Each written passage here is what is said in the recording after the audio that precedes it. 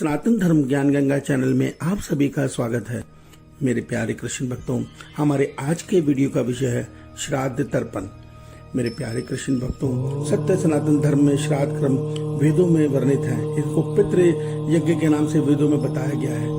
इसलिए हर सनातन धर्मी को, जो हिंदू धर्म और सनातन धर्म को मानता है, उसको श्राद्ध कर्म अवश्य करने चाहिए। मगर आज कल युग में कुछ धर्म गुरु इसका विरोध करते हैं। वो हमें भिन्न भिन्न प्रकार की कहानियां सुनाते हैं कि आप यहाँ पे किसी को खाना खिलाएंगे तो वो खाना आपके पितरों तक, आपके पूर्वजों तक किस प्रकार पहुंचेगा। मेरे प्यारे कृष्ण भक्तों, ये जो बताने वाले मनुष्य हैं, इन्होंने ना कभी वेद पढ़े हैं, ना कभी श्रीमद् भगवत गीता पढ़ी है। ये अपनी मन मर्जी का आचरण हम मनुष्यों को बताकर हमें सत्य सनातन धर्म से भटकाना चाहते हैं। आप एक सत्य को समझिए, जब भगवान श्री रामचंद्र जी को अपने पिता के मृत्यु के विषय में पता चला, तब उन्होंने जंगल से ही अपने पिता का श्राद्ध तर्पण किया। वेदों में पितृ यज्ञ के नाम से श्राद्धों का वर्णन है। देखिए, श्राद्ध में हम अपने पितरों को, अपने पूर्वजों को खाना अर्पण नहीं करते, ना ही खाना इस लोक से उस लोक में जाता है।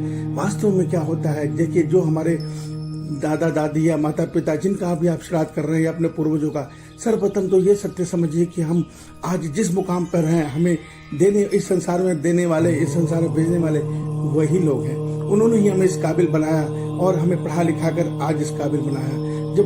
जब वो मरणों अपना शरीर खो देते हैं मरणोपरांत, तो हमारा फर्ज बनता है कि हम उनके प्रति दान पुण्य आदि करें। जब हम उनके नाम से दान करते हैं तो उसका पुण्य फल उन तक पहुंचता है।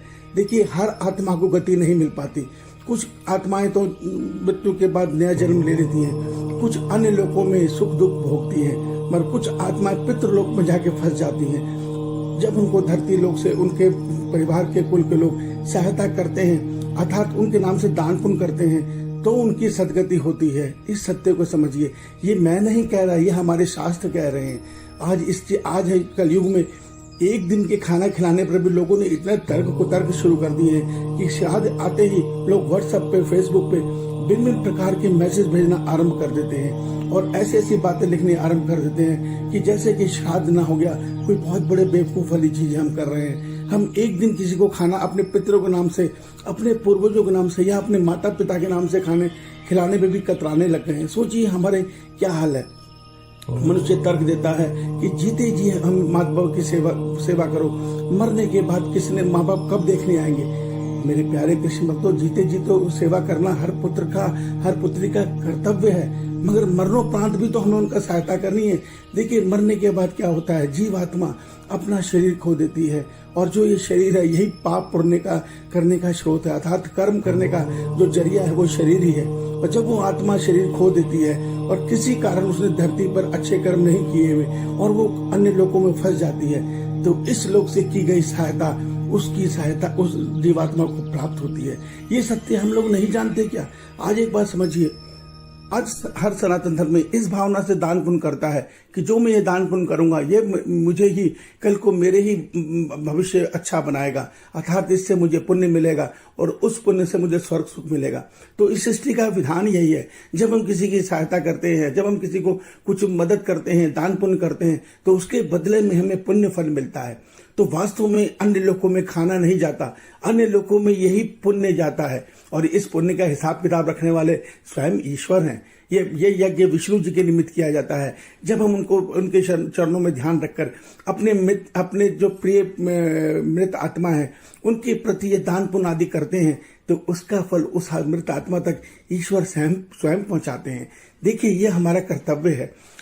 भगवान, हमारे शास्त्र में कहा गया है कि पुत्र के द्वारा या जो पोता है उसके द्वारा दिया गया दान पुण्य पिता को लगता है, माता को लगता है। आज कल युग में जो मनुष्य हमें इस कर्तव्य कर्म से मना करता है कि ये मत करो, आप ये समझ लीजिए कि वो सत्य सनातन धर्म का दुश्मन है। वो सच्चा सनातनी नहीं है। उसने वेदों को नहीं पढ़ा हुआ, उसने गीता को नहीं पढ़ा हुआ, और अगर पढ़ा भी है तो उसके अर्थ को गलत समझा है।